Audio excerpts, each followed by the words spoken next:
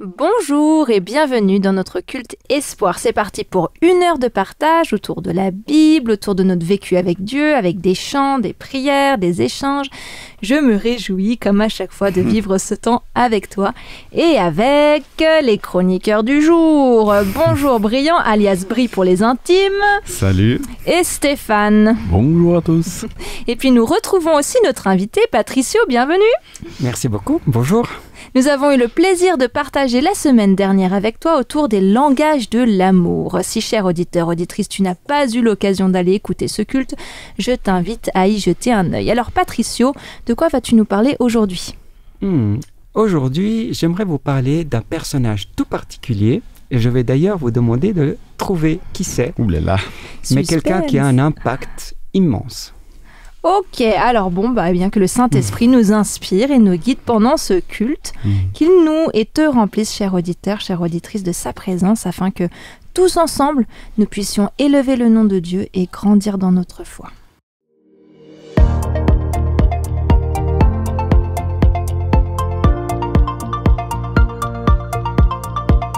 Dans cette chronique Dieu dans ma semaine, nous explorons comment nous vivons au quotidien notre foi avec Dieu, comment celui-ci vient nous toucher, nous interpeller, nous faire réfléchir, comment nous pouvons aussi entretenir notre vécu avec Dieu. Alors Stéphane, que souhaites-tu nous partager aujourd'hui ? J'aimerais vous partager une expérience d'organisation de camp que j'ai eue avec ma femme et mes enfants. Ils sont aussi aidés. Après 3 ans sans week-end en communauté, à cause de pandémie, ma femme a été inspirée par le Seigneur pour organiser un week-end pour toute l'église et avec quelques membres de l'église. Nous avions 1 mois pour tout organiser. Oh, c'était chaud. C'est-à-dire chercher un local, préparer les inscriptions, préparer le menu, le thème, le programme, etc. Mais alors qu'on travaille pour le Seigneur, les portes s'ouvrent. En 2 jours, nous avons trouvé un local. Wow. 1 semaine après, nous ouvrions les inscriptions pour le week-end. Nous avons beaucoup prié pour qu'on puisse trouver les bons thèmes. Et le thème, c'était le Saint-Esprit. Les bonnes personnes pour nous aider, à la cuisine, dans les programmations. Mais grâce à Dieu, tout le monde a pu nous aider et le jour J était arrivé. Mais un petit bonus, que Dieu nous a donné, un week-end chaud et ensoleillé. Ça aide beaucoup avec 80 personnes. Ça fait plaisir. Mais ce n'est pas facile de gérer plus de 80 personnes. Organiser les activités, les repas, tout ça. Mais nous étions toujours les premiers arrivés, premiers réveillés et les derniers à partir. Mais le plus important, tout s'est bien passé. Lorsque la fin du camp arrive, on est très fatigué et même épuisé par tout ce travail que nous avons accompli. On fait des points des choses qui ont très bien passé et des choses qui sont mal passées ou pas comme prévu. Et comme tout bon être humain, on se focalise sur quoi ? Les points négatifs. Ça s'est pas bien passé. Sur la fatigue. Et on se pose la question si nous avons bien fait de faire ce camp. Si nous n'étions pas tellement focalisés sur l'organisation que nous avions oublié l'essentiel, louer Dieu. Mais lorsqu'on travaille pour Dieu et on fait des choses de tout notre cœur, Dieu nous rassure à travers les autres, les personnes qui ont participé. Un exemple d'un message que j'ai reçu. « Salut mon ami, j'ai bien aimé ce week-end et j'ai appris comme c'est important d'être avec des vrais amis. Ça m'a montré tout est possible. Et que Dieu fait son travail. J'avais besoin de ça pour comprendre la vie d'un chrétien. » C'est chouette. Et aussi d'autres, c'était un meilleur camp que j'ai passé, c'était très bien. Après avoir vécu cet week-end, et surtout en faisant avec ma femme et mes enfants, c'était une expérience très enrichissante. Pour conclure, servir Dieu peut être fatigant. On peut ne pas voir les résultats immédiats, mais à la fin, nous serons toujours récompensés.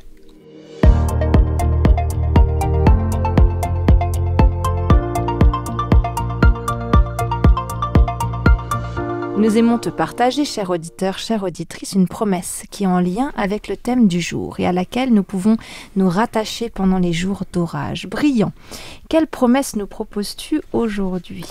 Alors, le verset que j'aimerais te partager se trouve dans le Nouveau Testament. C'est la lettre aux Romains au chapitre 15 et le verset 13 qui dit « Que Dieu, qui donne l'espérance, vous remplisse de paix et de joie à cause de votre foi.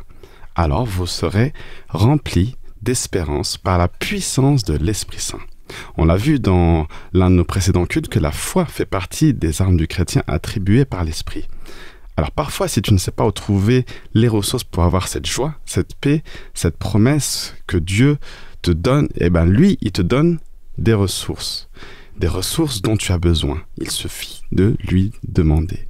Je me souviens d'une personne que je croisais régulièrement qui était toujours, mais vraiment toujours de bonne humeur. Même si ça pourrait en énerver certains, je pense que pour la plupart des gens, ça reste un comportement qui est assez contagieux, je dirais. De même, toi, cher auditeur, quand tu es rempli d'espérance, de bonne humeur, d'optimisme, de joie, d'espoir, tu témoignes de ton état d'esprit et ce que tu véhicules a un impact sur les autres. Et peut-être qu'un jour, quelqu'un te demanderait « Mais d'où vient ce que tu dégages? D'où vient cette joie que tu as? D'où vient cette paix que tu as tout le temps ?» Et bien là, cher auditeur, je te laisserai le soin de leur répondre.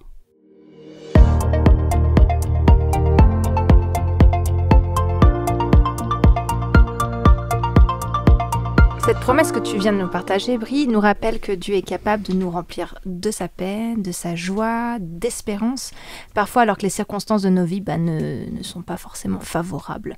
Perso, je l'ai déjà vécu dans ma vie et quand on voit combien Dieu est fidèle, malgré tout, cela nous pousse à vouloir le suivre et à vouloir le servir. C'est ce que nous dit le chant suivant. Il dit notamment « Il, Dieu, est bon et il tient chaque promesse, sa puissance révélée dans nos faiblesses. Il est le Dieu de chaque saison, nous le suivrons sans condition. Moi et ma maison, nous choisissons de servir l'Éternel. »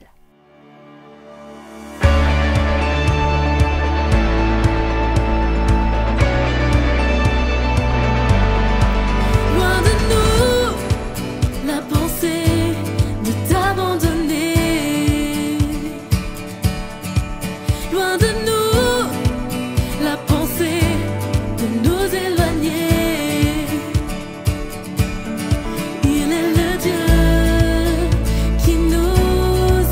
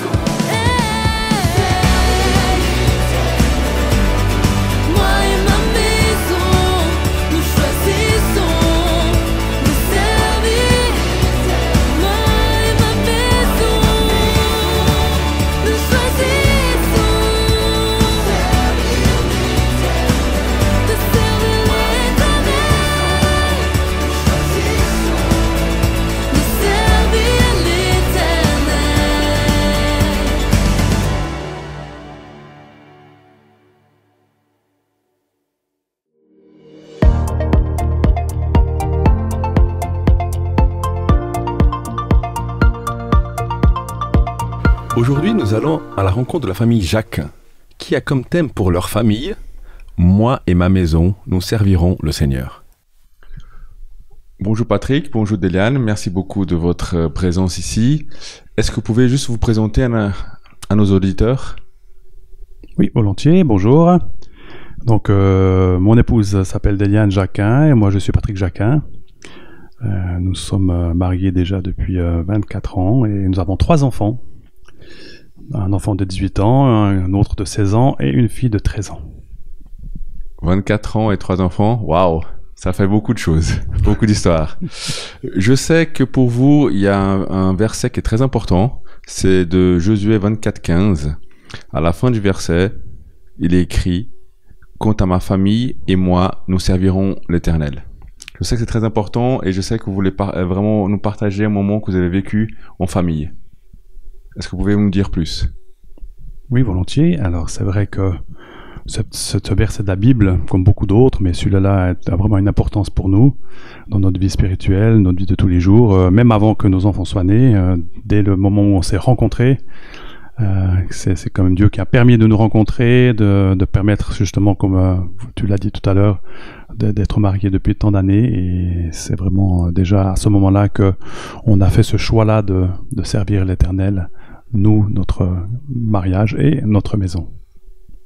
Exactement, car chacun dans son coin avait prié pour demander à Dieu de trouver l'être cher.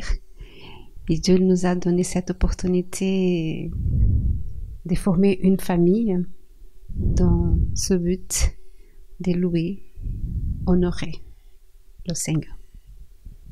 Et puis, par rapport à ce texte et par rapport à ce moment aujourd'hui de témoignage, ça prend toute son importance encore aussi dans une expérience particulière qu'on a vécue, une expérience forte avec Dieu qui concerne notre fille, Lisa, qu'aujourd'hui, comme je l'ai dit avant, a 13 ans, mais à l'époque, quand elle avait autour de...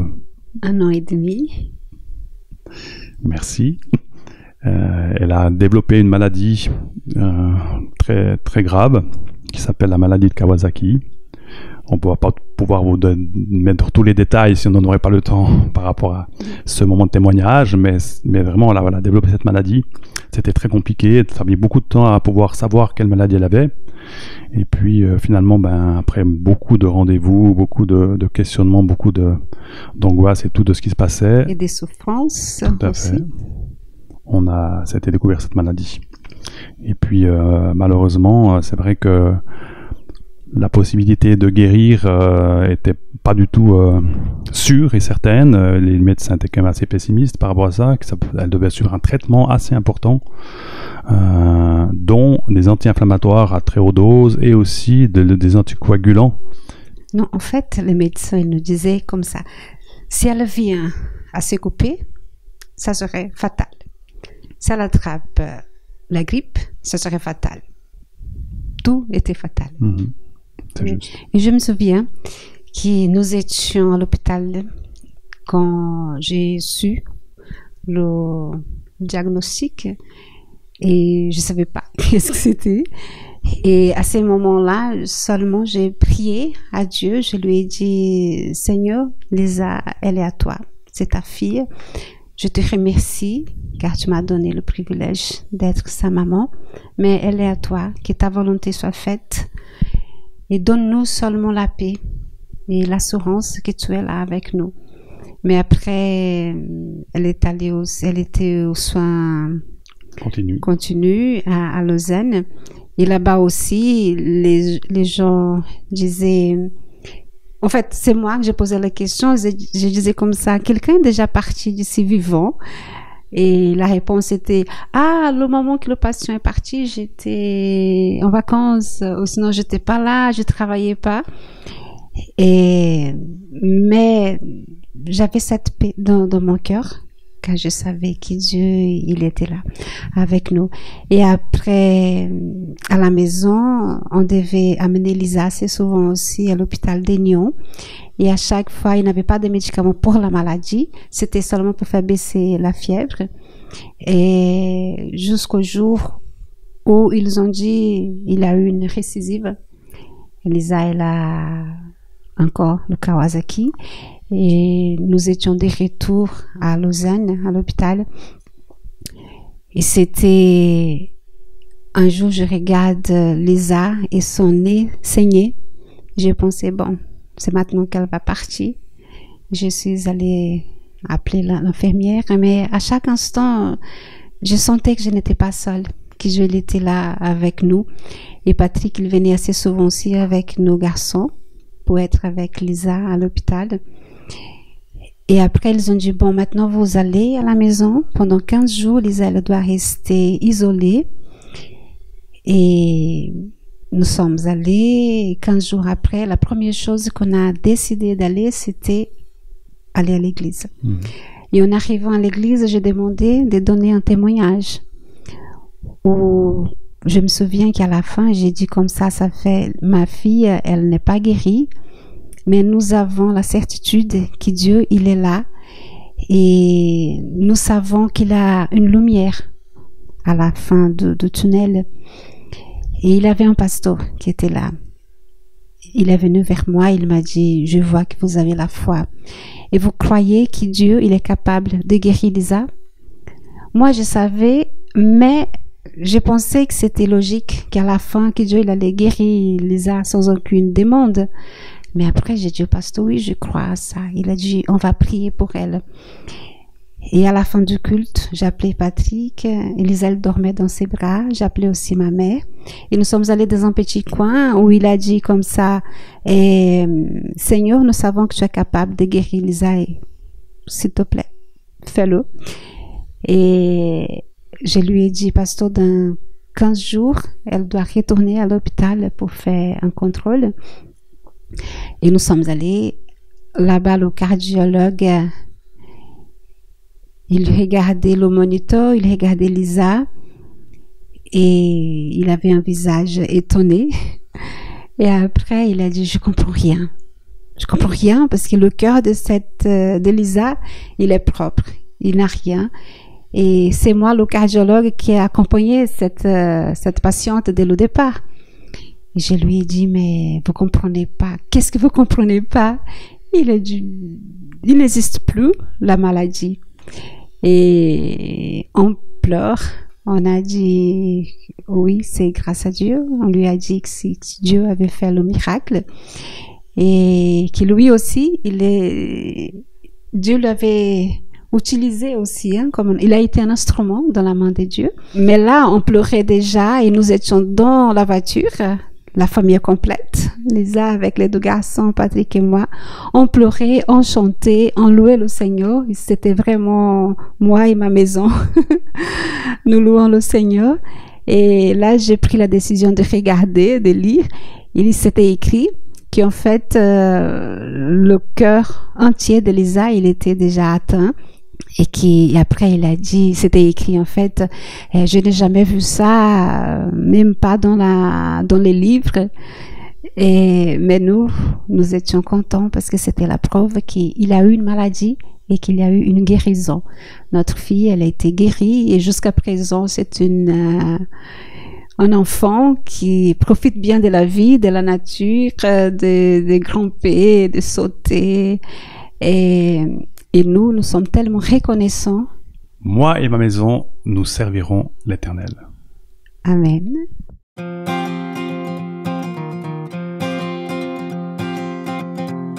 Toi qui donnes la paix, toi qui donnes le souffle, toi qui donnes l'amour. À cause de nos péchés, tu as payé le prix, tu as donné ta vie. Et à mon tour, je te donne ma vie, avec tout mon amour, je te donne mes jours. Je dépose mes souffrances, te donne toutes mes espérances. Mon futur est dans tes mains. Je peux faire le tour du monde, de ces montagnes et ces vallées. Je verrai que toute la terre suffira pour te louer. Même le vent me parle de toi, les eaux témoignent de ta gloire. Je suis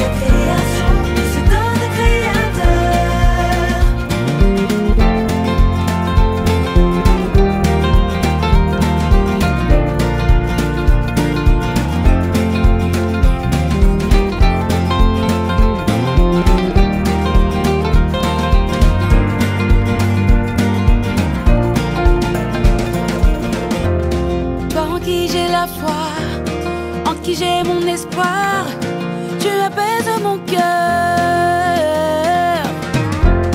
Je te donne ma confiance, en toi et toute mon assurance. Tu écartes la peur, encore une fois je te donne ma vie. Avec tout mon amour, je te donne mes jours. Je dépose mes souffrances, je dépose mes souffrances. Te donne toutes mes espérances, mon futur est dans tes mains. Je peux faire le tour du monde, de ces montagnes et vallées. Tu verras que toute la terre sur la pour te louer. Même le vent me parle de toi, les eaux témoignent de ta gloire. Je suis la création, et se donne le créateur. Tour du monde, de ces montagnes et vallées. Je verrai que toute la terre sur la pour te louer. Même le vent me parle de toi, les eaux témoignent de ta gloire. Je suis la création, et se donne le créateur. En toi est ma destinée, en toi est ma destinée, en toi est ma destinée, en toi est ma destinée, en toi est ma destinée, en toi est ma destinée, en toi est ma destinée, en toi est ma destinée, en toi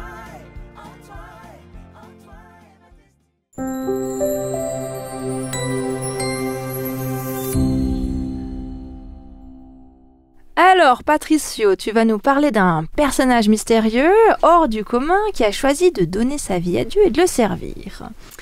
Absolument. Et d'ailleurs, je vais voir si vous arrivez à deviner, car je vais vous donner quelques indices pour le reconnaître. Alors, prêtez bien attention. Cher auditeur. Mon premier... Ah oui, bien sûr, les auditeurs peuvent aussi chercher. Mon premier était l'assistant d'un étranger parmi les siens. Mon deuxième a suspendu la course du soleil et de la lune. Ah. Et mon troisième veut dire Dieu sauve. Qui suis-je? Alors, Stéphane, que tu nous proposes? Bon, je vais proposer quelque chose, comme c'est un étranger. Allez, Arnold Schwarzenegger. Ah. Car tout le monde pense qu'il est américain, alors que c'est un vrai Autrichien. Un étranger parmi les siens. Oui, enfin, quand même. Et puis d'ailleurs, on cherche l'assistant d'un étranger parmi les siens, pas l'étranger lui-même. Bon alors. Ah bah attends, du coup, ça me fait penser, moi, à Tintin dans le Temple du Ah Soleil. mais les gars. Bah tu sais, le moment où les Incas pensent que Tintin avait arrêté le soleil. Eh oui, bien sûr. Je suis navrée.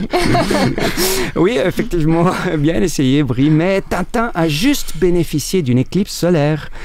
Le personnage qu'on cherche a carrément arrêté le cours du soleil et de la lune. Alors, l'un des indices, c'est que son nom en hébreu veut dire Dieu sauve. En grec, cela se traduit par Jésus. Bravo, on s'approche. Allez, je vous aide un peu. Mon premier était l'assistant d'un étranger parmi les siens. Il s'agit de Moïse. En effet, pour certains Hébreux, Moïse était un Égyptien et du coup, il était considéré comme un étranger parmi les siens. Est-ce que vous séchez aussi pour mon deuxième a suspendu la course du soleil et de la lune? Alors, je t'avoue que moi, tu nous as donné ton thème, donc j'ai une petite idée de qui il s'agit. L'arrêt du soleil et de la lune, c'est Josué. D'ailleurs, il était l'assistant de Moïse. Eh oui, effectivement, bravo. Josué accompagna Moïse sur le mont Sinaï. Et plus tard, lors d'une bataille pour la conquête du pays de Canaan, il demanda à Dieu de suspendre les déplacements du soleil et de la lune, et ce soutien divin lui assurait la victoire. Incroyable. Et enfin, voyons, si vous êtes toujours attentifs, mon troisième veut dire Dieu sauve. Josué se traduit en hébreu par Yeshua, ce qui veut dire Dieu sauve. Ah, on voit les gens qui savent se renseigner, n'est-ce pas, sur Internet. Le personnage de ce jour a vécu une vie pleine de rebondissements. On voit comment Dieu va modeler Josué à l'image d'un petit qui change l'argile en un vase. Et d'ailleurs, dans ses mains, Josué passera d'un monsieur tout le monde à un leader, un chef d'une nation. À la mort de Moïse, c'est Josué qui fera entrer le peuple hébreu dans la terre promise, dans la Canaan. Mais avant d'entrer dans la terre promise, il fallait la conquérir. Lorsque le peuple hébreu est sorti d'Égypte, ils ont dû traverser la mer Rouge, que Dieu avait ouverte pour eux. Oui. Puis ils arrivent devant Canaan, la terre que Dieu leur avait promise. Et là, le peuple hébreu prend peur. Ils ne savent pas ce qui les attend. C'est pourquoi Moïse envoie les espions reconnaître le terrain. Parmi eux, il y aura Josué. Et au bout de 40 jours d'exploration, ils constatent que la terre est fertile, mais qu'il sera très difficile, voire impossible, de la conquérir. Et oui, et c'est en quelque sorte ce que chacun d'entre nous expérimente dans sa vie. On vit des miracles avec Dieu, comme par exemple la guérison miraculeuse d'une maladie, ou un couple qui se reconstruit après une crise. Mais quelques temps plus tard, On oublie. eh oui, et on retombe, et on doute à nouveau, et on remet en question les promesses de Dieu. Et le peuple hébreu, eh bien, il n'a pas osé prendre possession de la terre promise.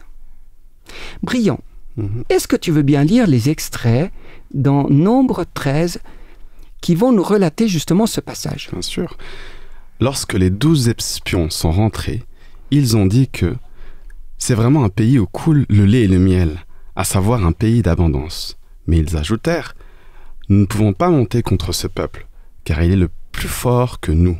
Nous y avons vu les géants, à nos yeux, et aux leurs, nous étions comme des sauterelles. Nous étions comme des C'est sauterelles. petit. Eh oui. Et nous aussi, nous avons des géants à affronter.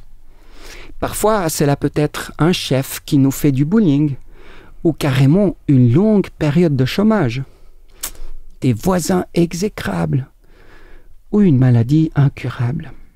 Et quelle est notre réaction? On panique. On cherche des solutions là où il n'y en a pas. Certains vont se tourner vers la magie blanche et ils veulent rencontrer l'amour de leur vie ou pour attirer l'argent. D'autres vers des médiums pour parler à l'esprit d'un être cher. Bref, dans tous ces cas, on s'éloigne de Jésus, qui est non seulement mon créateur, mais aussi celui qui peut transformer ma vie. C'est dans ces moments de panique, dans ces moments où tout le monde nous montre du doigt, car on est différent, qu'il faut faire confiance en la parole de Dieu. Et c'est ce qu'ont fait Josué et Caleb. 2 espions qui se lèvent non seulement contre les 10 autres espions, mais contre tous les Israélites qui murmuraient contre Moïse. Dans le livre des Nombres, au chapitre 14, Caleb et Josué diront « Si l'Éternel nous est favorable, il nous y conduira et nous le donnera. L'Éternel est avec nous. N'ayez pas peur d'eux. » N'ayez pas peur d'eux. Imaginez-vous, mais quel exemple de foi! Vous vous retrouvez à la place de Josué et Caleb qui étaient seuls contre tous, une assemblée, plusieurs milliers de personnes. Et puis nous aussi, nous sommes parfois seuls contre tous. Pensez à toutes ces personnes qui sont les seuls chrétiens dans une famille. Dans un couple, parfois, l'un des conjoints doit subir la moquerie, voire le mépris de l'autre. Ou au travail. Imaginez-vous les commentaires entre collègues devant la machine à café quand ils découvrent que vous croyez en un Dieu créateur. En Jésus, son Fils, mort sur la croix pour nos péchés, et au Saint-Esprit, qui à la fois me défend, me console et me rend libre. Ok, alors comment tu proposes d'appliquer cette histoire, l'histoire de Josué, dans notre vie quotidienne? Eh bien, Josué et Caleb avaient déclaré leur fidélité à Dieu publiquement. Et d'un coup, ils étaient devenus un exemple pour toute une nation qui ne faisait plus confiance en Dieu. Je me dis que je suis souvent dans cette situation.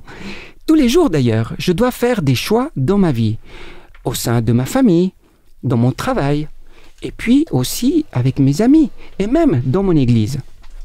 Et tout comme Josué, eh bien, tout le monde a les yeux fixés sur moi. Que va-t-il décider ? Est-ce que son choix sera dicté par l'obéissance à Dieu ou les règles de la société dans laquelle on vit? Josué est synonyme de fidélité et d'exemplarité. Je me dis que ma vie doit être un exemple pour mes enfants, pour ma famille et tous ceux qui m'entourent. Un jour, l'un de mes collègues de travail a appris que j'étais chrétien. et il m'a observé pendant quelques semaines. Vous savez, presque 1 an plus tard, il avait remarqué que je ne buvais pas d'alcool lorsqu'on faisait des réunions et que je ne disais pas forcément des gros mots ou que je ne médisais pas sur les autres personnes et puis que j'étais serviable. Et puis, sans que je le sache, cette personne avait observé ma vie quotidienne et il avait observé si elle correspondait à mes dires. Et donc, ma fidélité à Dieu est autant une responsabilité qu'une bénédiction. Mais avoir Jésus dans sa vie n'est pas un gage de tranquillité. Je connais beaucoup de personnes, et moi-même, lorsqu'ils veulent donner leur vie à Jésus, commencent à avoir plein de problèmes. Eh bien oui, effectivement. Parce que les problèmes et les défis de la vie existeront de toutes les manières. La différence, c'est de savoir si on veut les affronter avec ou sans Jésus. Dans l'exemple du peuple hébreu, eh bien, après s'être rébellé contre Dieu et douté de sa promesse de leur donner la terre de Canaan, ils ont décidé d'attaquer les Cananéens par leur propre force. La Bible nous dit que les espions mourront et que le peuple d'Israël sera taillé en pièces. Ils ont décidé d'affronter leurs problèmes, leurs géants, sans Dieu, dans leur vie. Par contre, Josué et Caleb obéiront à la volonté de Dieu, même s'ils devront passer 40 ans dans le désert par la faute des Israélites. Eh bien, leur fidélité sera récompensée par la prise de Jéricho d'une manière particulièrement miraculeuse et l'occupation par la suite de Canaan, comme Dieu le leur avait promis. Josué a dû subir les conséquences du péché des autres, mais il est quand même resté exemplaire jusqu'au bout. Cela veut dire qu'en tant que chrétien, il se peut que je n'échappe pas à la maladie, au chômage, aux crises dans ma famille. Effectivement, c'est ainsi. Mais tu affronteras ces épreuves main dans la main avec Jésus qui est mort pour nos fautes sur la croix et a vaincu Satan par sa résurrection. Tu sais, Dieu fait des miracles dans notre vie aujourd'hui. Il guérit des maladies incurables, me donne la force de continuer avec mon conjoint quand je ne vois d'autre issue que la séparation. Il me fait patienter, parfois, mais me donne le travail ou la maison de mes rêves. Et oui, cela paraît incroyable. Mais le même type de miracle que Josué a vécu lorsque les murs de Jéricho sont tombés sans qu'il ait besoin d'attaquer peut se produire dans ma vie. Oui, la prise progressive de la terre promise est relatée dans le 6e livre de la Bible, du nom de Josué précisément. On voit bien que Dieu est toujours avec Josué, malgré l'adversité. Pour moi, la vie de Josué, c'est comme si Dieu me disait « Reste avec moi et je te protégerai, et je te bénirai chaque jour. » Je crois que c'est une promesse qu'on a encore finalement aujourd'hui. Dieu est fidèle encore aujourd'hui. Et tout est un acte de foi. Et cela découle de ma relation avec Dieu. Et si je lui remets ma vie chaque jour, alors je le verrai œuvrer dans ma vie et dans la vie des autres. Et ma foi augmentera. Ce qui m'impressionne vraiment chez Josué, c'est qu'il reste fidèle en toutes circonstances. En fait, vous saviez que la signification de son nom préfigure celui de Jésus ? Eh oui, en effet, son nom était Osée à la base, qui veut dire salut. Mais Moïse le changera, puisqu'il était au courant de cette mission.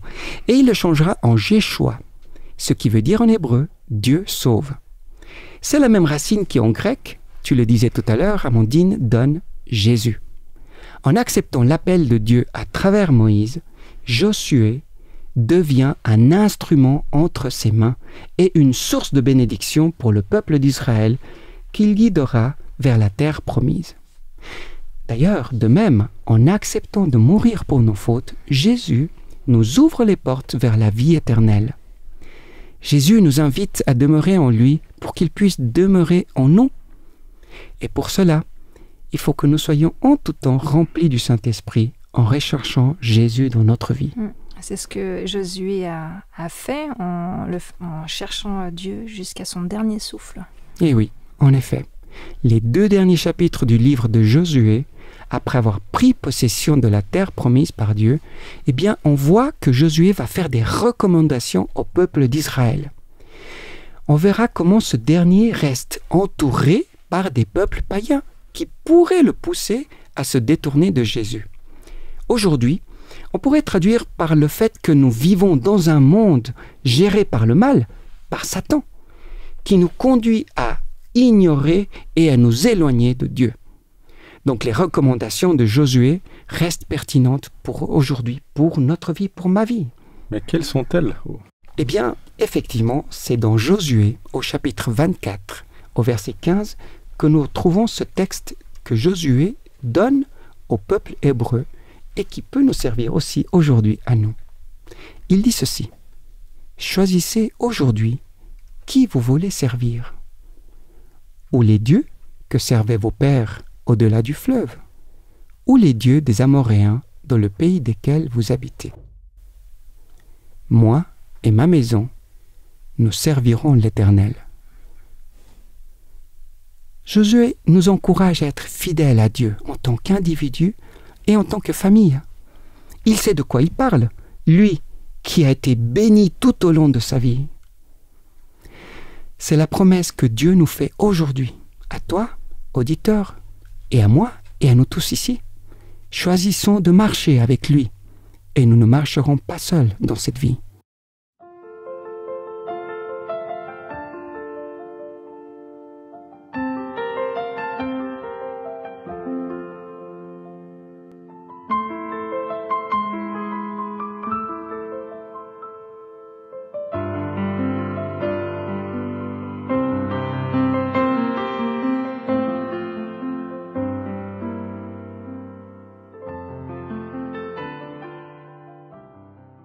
Nous avons pris l'habitude d'inclure une chronique pour apprendre à connaître un peu plus nos invités. Une chronique qui s'intitule « Questions et vérité ». Alors si tu es d'accord, Patricio, on va te poser quelques questions. Alors certaines te demanderont des réponses courtes, d'autres un peu plus détaillées. Ça fait longtemps que j'ai plus joué à ce jeu-là, je commence déjà à suer là. Ça va le faire. Tu es prêt? Oui, vas-y. Ça, c'est pas une question. Vas-y, on voit. Alors, quel est ton livre préféré dans la Bible et est-ce que tu arrivais à me dire pourquoi? Alors, facile.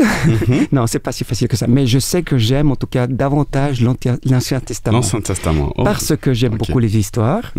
Parce que dans mes études, je fais de l'histoire, justement. Et donc, c'est quelque chose qui me parle. J'aime beaucoup chercher, m'imaginer. Et donc, oui, les livres historiques, de manière générale, le Pentateuque, les premiers 5 livres de la Bible m'intéressent beaucoup. Mais en fait, chaque fois qu'il y a des belles histoires, ça m'attire particulièrement.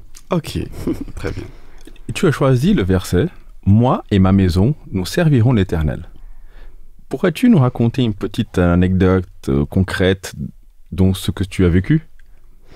C'est un verset qui me touche particulièrement parce que c'est... en fait, j'ai plus la référence biblique maintenant, mais il y a un texte qui parle d'un homme, en fait, qui va demander à Dieu, je crois que c'est Melchizedek, sauf erreur, qui demande à Dieu de lui donner plus de vie, tout simplement parce que il est sur le point de mourir. Il dit « Seigneur, donne-moi plus de vie ». Et il reçoit 15 ans de plus. Et donc, dans le récit, plus tard, il va être visité par un grand dignitaire. Et en fait, ce qu'il va montrer, c'est finalement ses richesses. Et en fait, c'est vrai que pour moi, c'est quelque chose qui me parle beaucoup parce que je me dis, lorsque les gens viennent chez moi ou lorsqu'ils me voient dans mon quotidien, qu'est-ce qu'ils voient? Est-ce qu'ils voient, j'ai pas de Ferrari, mais est-ce qu'ils vont voir ma Ferrari? Est-ce qu'ils vont voir mes richesses matérielles? Ou est-ce qu'ils vont voir vraiment Jésus dans ma vie, dans ma famille? Moi et ma famille, on servira l'Éternel. C'est vraiment quelque chose qui a été un petit peu notre moteur, dans notre famille. Et j'aimerais quand même préciser que nous sommes tout ce qu'il y a de plus humain. On a des défauts, on a des hauts et des bas, mais je trouve important d'avoir justement d'être guidé, d'avoir cet objectif et de se dire, ok, moi je prends position du côté de Dieu. Bon, alors moi je me doute qu'il va être de l'Ancien Testament, quoique ton personnage préféré de la Bible. On aura envie de dire Jésus, C'est parce que toujours- sinon c'est compliqué. En dehors peut-être de Jésus. Non, alors. mais en fait, tu sais, Jésus, bien sûr, reste à l'exemple ultime, mais c'est pas évident. Moi, c'est plutôt des personnages, justement, qui tombent, qui se relèvent, ou plutôt qui sont relevés par Dieu, ou qui ont passé par des moments difficiles dans leur vie et qui se remettent en question, qui acceptent leur humanité, mais en même temps qui comprennent, même dans l'Ancien Testament, ce message du Sauveur, de Jésus, qui n'est pas encore là, mais qui est annoncé et qui leur dit justement, eh bien, je suis là, je te prends tel que je suis. Et Jésus ne fait que de dire cela par la suite. Et c'est ça qui m'impressionne. C'est de voir comment quelqu'un, eh bien, peut se relever malgré les difficultés et, à l'instar de David, être reconnu comme un exemple, en fait. Donc on peut regarder par exemple David dans les exemples de ces personnes-là. Ok. Est-ce que tu écoutes un peu de musique? Oui, bien sûr. J'écoute plus les infos, mais... Est-ce que tu pourrais nous conseiller une musique chrétienne ou une musique que tu aimes bien écouter, tout simplement? Alors, oui, absolument. Je ne sais pas si c'est un vieux CD ou... Enfin, bref, mais... des amis qui nous sont très chers nous ont offert un CD. Qu'ils ont composé? Non, pas du tout. Ils nous ont offert un CD qu'ils avaient écouté eux-mêmes. Okay. Le problème, c'est que j'arrive pas, parce que comme c'est des questions que vous me posez comme ça, je sais plus, mais c'est peut-être que ça me reviendra tout à l'heure. Okay. Mais c'est un CD, en fait, c'est la première fois que j'écoute un CD chrétien qui, sur les 12 plages à peu près, eh bien, toutes nous plaisent. Et on l'écoute tout le temps en voiture. Mes enfants réclament cette chanson. Enfin, d'accord. Donc on ne zappe pas les musiques, on les écoute jusqu'à la fin. On les écoute toutes. Donc musique chrétienne est adaptée aux enfants, si j'ai bien compris le CD. En fait, c'est un CD qui est tranquille. On l'écoute pour aller à l'église, par exemple. Okay. C'est vraiment, et c'est adapté, c'est pas destiné à des enfants, c'est simplement pour la famille. Okay. Et il y en a un en particulier, il y a une chanson que les enfants aiment beaucoup parce que c'est celui qu'on chante dans les camps d'été.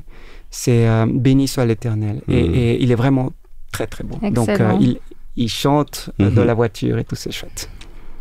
Et un film chrétien à conseiller?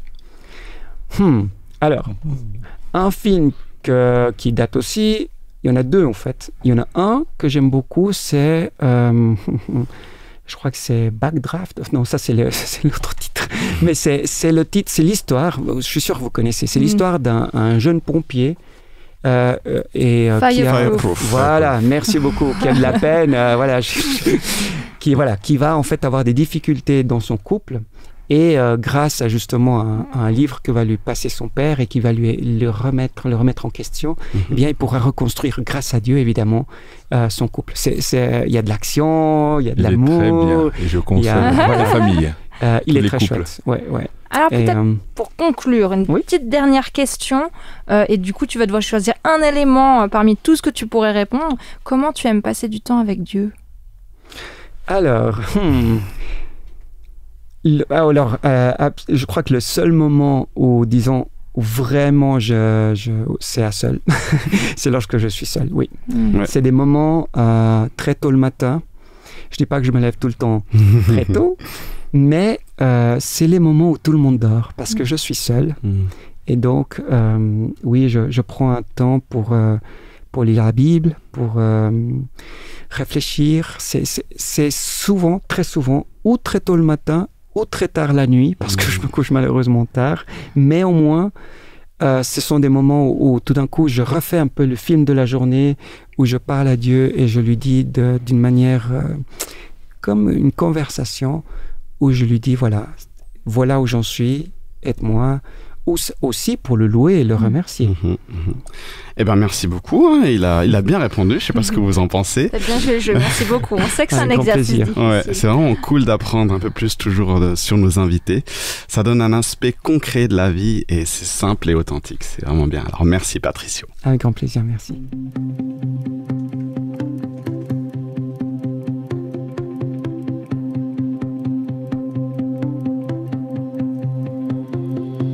Ici dans le secret, à l'abri de tout, je demande ta paix, étant à genoux.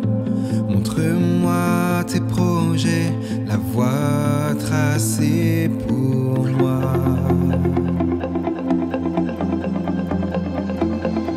Mon cœur est disposé à t'écouter. Je suis prêt à entrer dans ta volonté. Ma vie t'est consacrée. Oui, viens m'utiliser.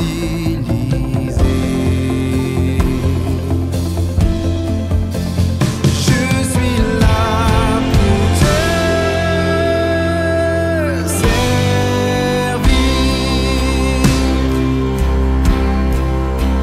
Je suis là pour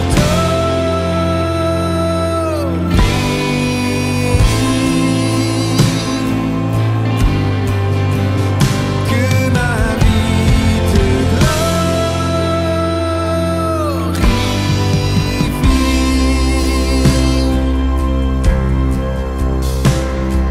Si dans le secret, à l'abri de tout, je demande ta paix, étant à genoux.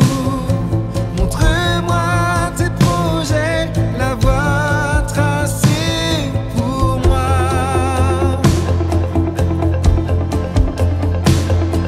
Mon cœur est disposé à t'écouter. Je suis prêt à entrer dans ta volonté. Ma vie t'est consacrée. Oui, viens m'utiliser.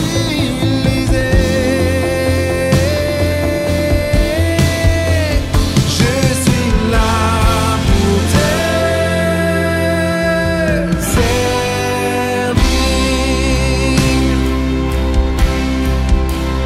Je suis là pour t'obéir.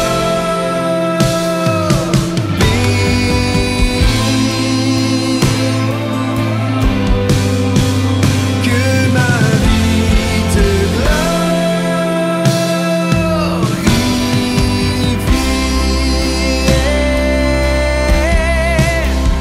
Je suis là pour te servir.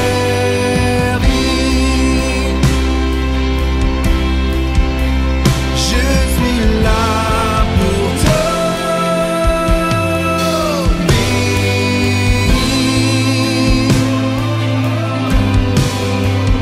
Que ma vie te glorifie.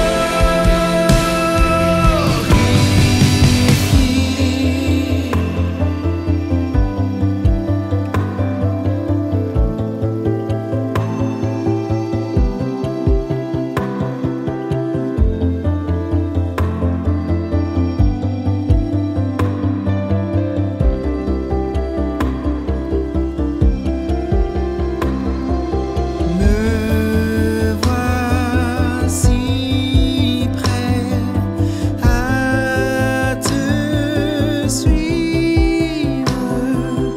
Oui, je m'offre à toi.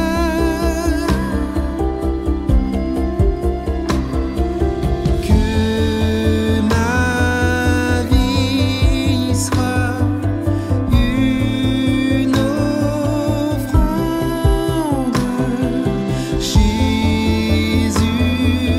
règne en moi.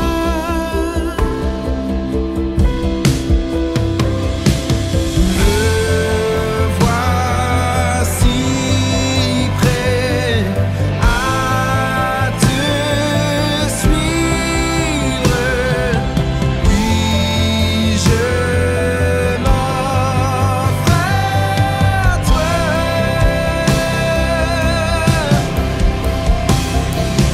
Que ma vie soit une offrande. Jésus règne en moi. Je suis là pour te servir.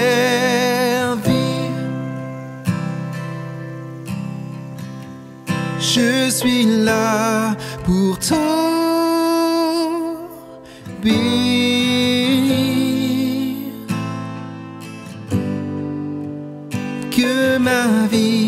te glorifie.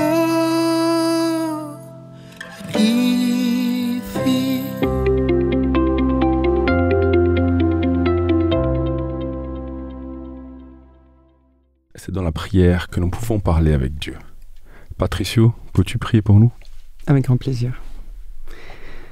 Seigneur, nous aimerions encore une fois nous mettre à tes pieds, Seigneur, et déposer tous nos fardeaux, tous nos soucis.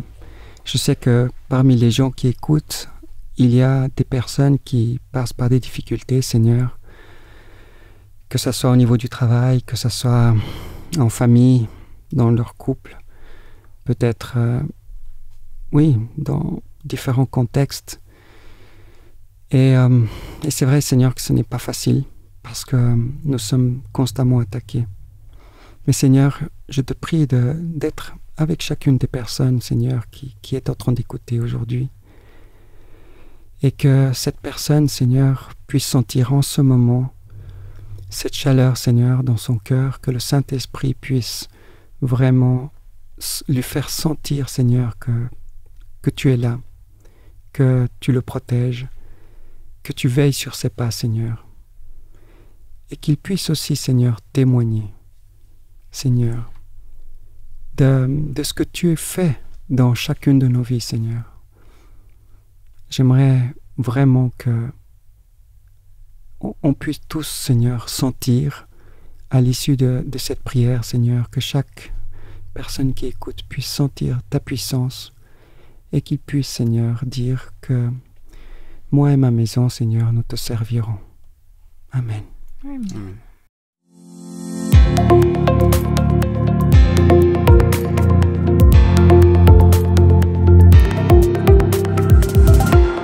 Après la réflexion, l'action. Brie, que nous proposes-tu de faire pour rendre cette réflexion concrète dans notre vie? Bah écoute, ça me semble assez clair, non? C'est de servir. Mais comment on va faire? Alors, servir pour apporter de l'aide, servir pour être utile, servir pour rendre service, les idées ne manquent pas. Alors je t'invite, seul ou accompagné de la famille, de ton ami, de ton mari, de ta femme, de ton collègue, de ton entourage, à te mettre au service de l'autre. Quelqu'un a besoin de déménager? Va l'aider. Et si tu peux, emmène un ami avec toi pour l'aider. Vous êtes en famille et vous aimez cuisiner? Faites des cookies pour vos voisins. Vous aimez passer du temps entre collègues? Engagez-vous dans une association tournée vers l'autre. Vous êtes en couple? Combinez vos dons, vos compétences pour trouver un moyen de le partager avec l'autre. N'oublie pas que quand tu sers l'autre, tu sers aussi Dieu.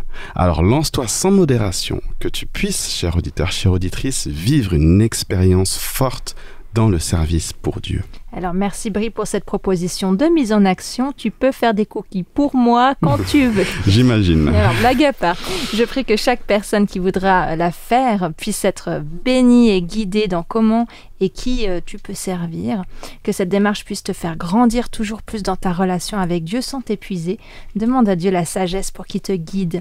Nous voilà à la fin de ce temps de culte. Merci Brillant, Stéphane, pour la préparation de ces chroniques, pour vos partages, vos réflexions.